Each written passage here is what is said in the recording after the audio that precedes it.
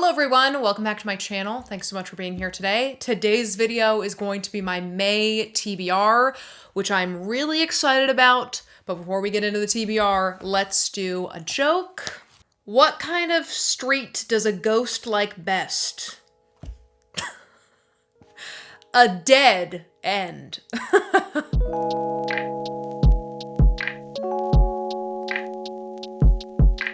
So today's video is going to be my May TBR. Very exciting. I love doing TBR videos, and I love hearing what everyone's excited about. So again, let me know down in the comments what you're excited to read in May. But I will just quickly say that I know that I always have this disclaimer where I'm like, oh, like, I know this is a really ambitious pile, but let's see what we can do. But this is particularly ambitious because this is the month of finals for grad school. I have 2 seminar papers to write that involve a lot of research. So if I'm not able to get to every single one of these books, just know that I'm so excited to do so. And the minute I press send on my final papers, I will be diving deep into fun books again. Not that I haven't been reading fun books, but you know, the next couple weeks are going to be pretty stressful with school. But anyway, let's get into the TBR. We've got a pile over here. We've got a pile in front of me. So we're going to start with my book club, the late night book club that I run with Elias and Joel. We have an Instagram where we announce the books and where we announce the live shows.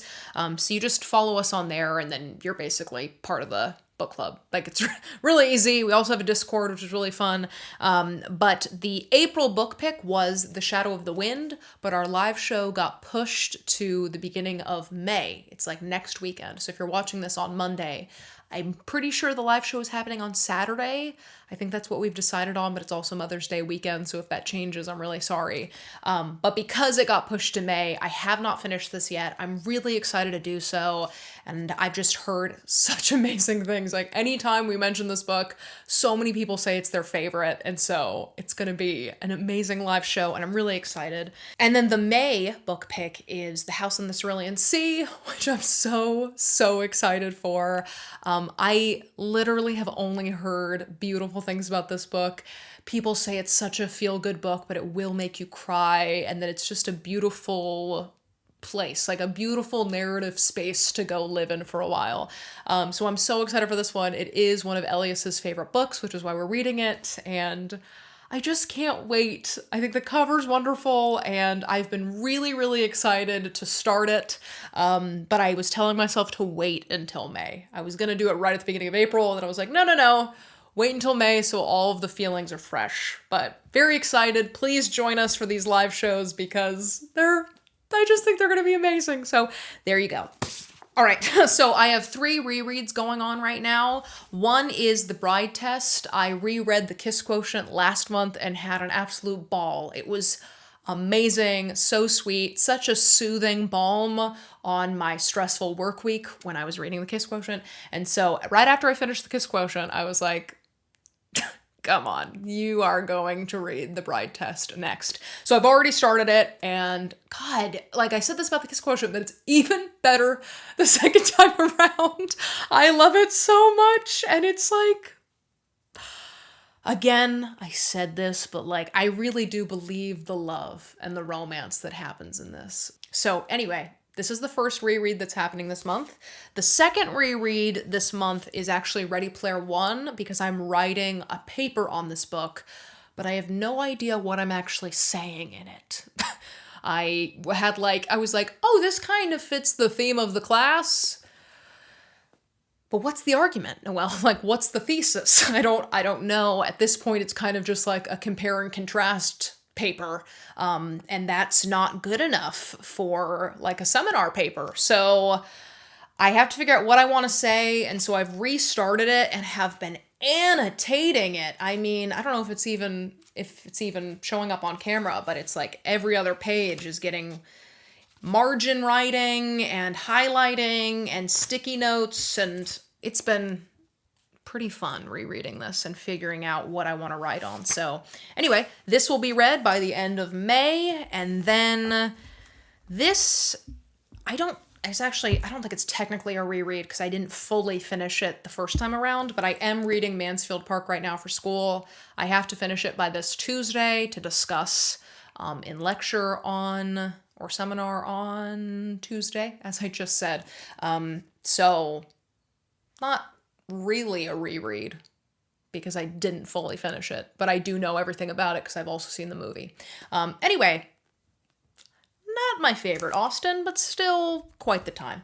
So those are the rereads in the book club books. Those are kind of like top tier that I need to either do for school or I need to read for the book club. So those are like almost 100% going to be finished by the end of May.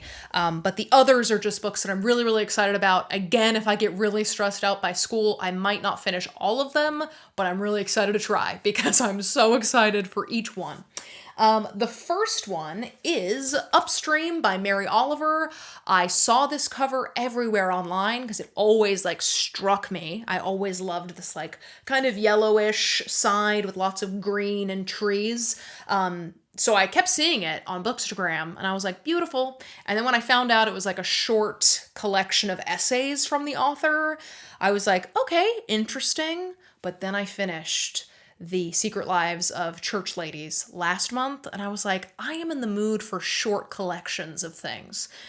So I have another like collection of stories, and then I have this collection of essays, which is just so thrilling. I'm pretty sure it's about Mary Oliver's like connection with nature or like just being out in wilderness and like how that's helped her write her poetry. But we'll see if I'm right in that synopsis. I'm pretty sure I'm right, and it's super short. And it looks wonderful. So excited for this one. The next book is the one that I thought was a collection of stories.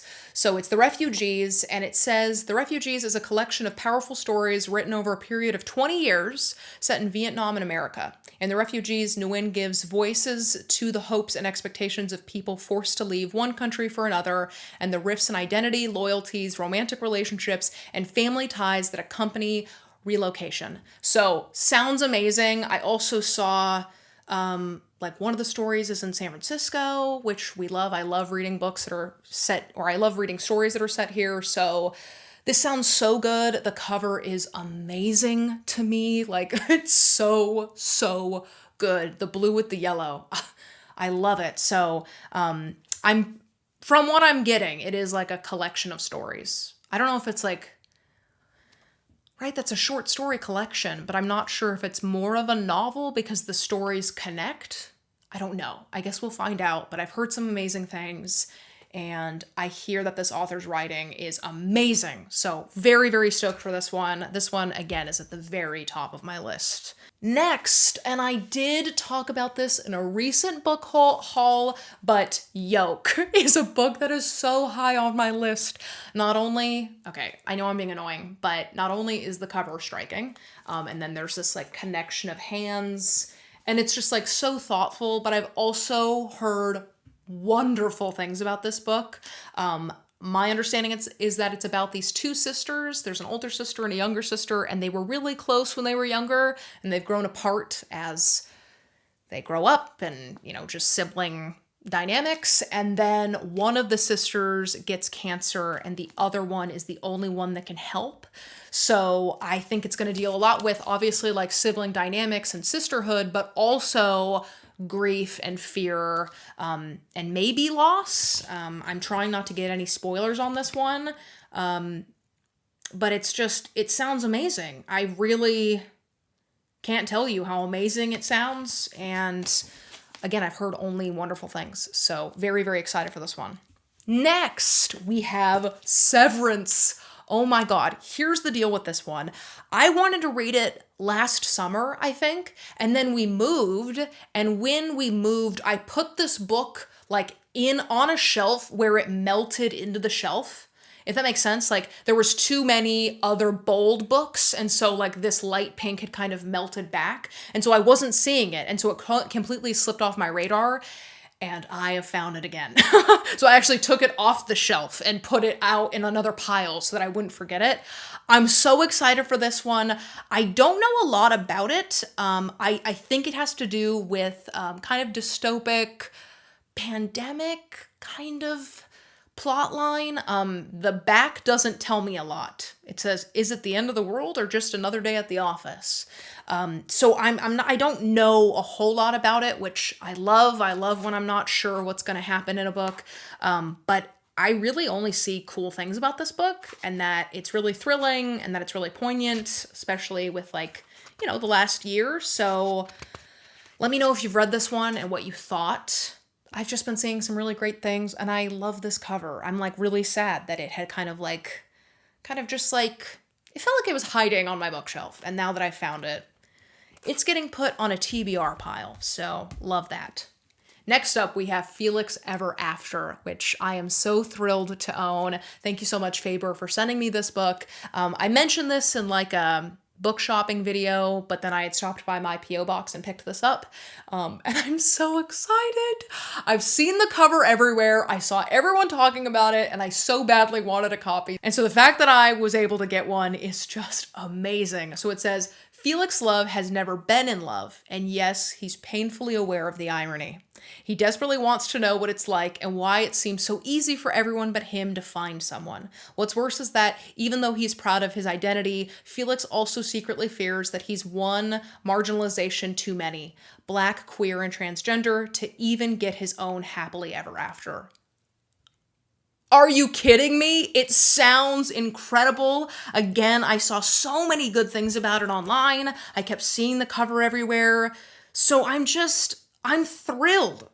I'm so excited for this one. And again, this is actually probably one that I will save for right when I'm done with my papers as like a breath of fresh air. You know what I mean? Like I just went and wrote a bunch and now I need a romance, but I need it to be thought-provoking and wonderful. And so very excited for Felix Ever After. Okay, next up. I talked about this. I think I talked about this in a book haul.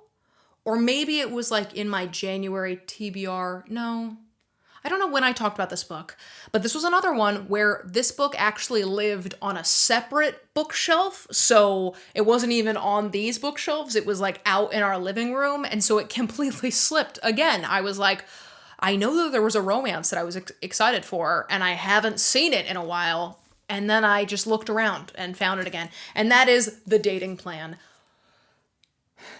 I cannot tell you how stunning this cover is to me. It's like the perfect purple, and then there's flowers, and then there's the bridge, and then there's the striking yellow letters. I mean, it's just amazing. I haven't heard or I haven't seen a lot of the actual opinions about this book. So let me know if you've read it. What did you think? No spoilers, please. But I think it's going to be great. And I'm interested to see how everyone else feels about it. So it says, Daisy Patel is a software engineer who understands lists and logic better than bosses and boyfriends. I love alliteration. I love it. With her life all planned out and no interest in love, the one thing she can't give her family is the marriage they expect. Left with few options, she asks her childhood crush to be her decoy fiancé. And that's all I'll say. But oh my God, sounds so good. Again, this cover is amazing. I'm so excited for it. And if I can find an audiobook, I'm gonna read it with the audiobook as like a loving performance. Sometimes romances with the corresponding audiobooks really just makes you like feel it, And I'm excited to do that with this one. And then this last book is a book I was anxiously checking my mail for because I knew it was coming. I just didn't know when. And then it showed up this week, and it's been taking everything in me to like read things that I actually need to read for school instead of reading this. And that is The Maidens. Oh my God, this is the same author that wrote The Silent Patient, which I read last March or February, and I thought it was really good and thrilling, and so I am so excited for this one. It says, a spellbinding tale of psychological suspense weaving together Greek mythology, murder, and obsession. So I don't know a whole lot about the actual story, but I'm seeing Greek tragedy professor at Cambridge. Oh no, I maybe should not have read this, because now this is what I want to read tonight. Oh no, okay. All right, something sinister. Guilty of the murder. Professor target one of his students? Okay. sounds even better than I thought. I'm so excited for this one. I know I've said that with all of these books, but again, if I'm not able to get to all of these in May, it's not because I don't want to. It's because I'm stressed out, okay? So anyway, that is the May TBR. Again, let me know what you'd like to read in May. If you're reading any of these books, follow along, and we can read and chat about it in my wrap-up, as long as I get to all of them. So yeah, hope you all like this video, and I hope to see you in the next one. Bye!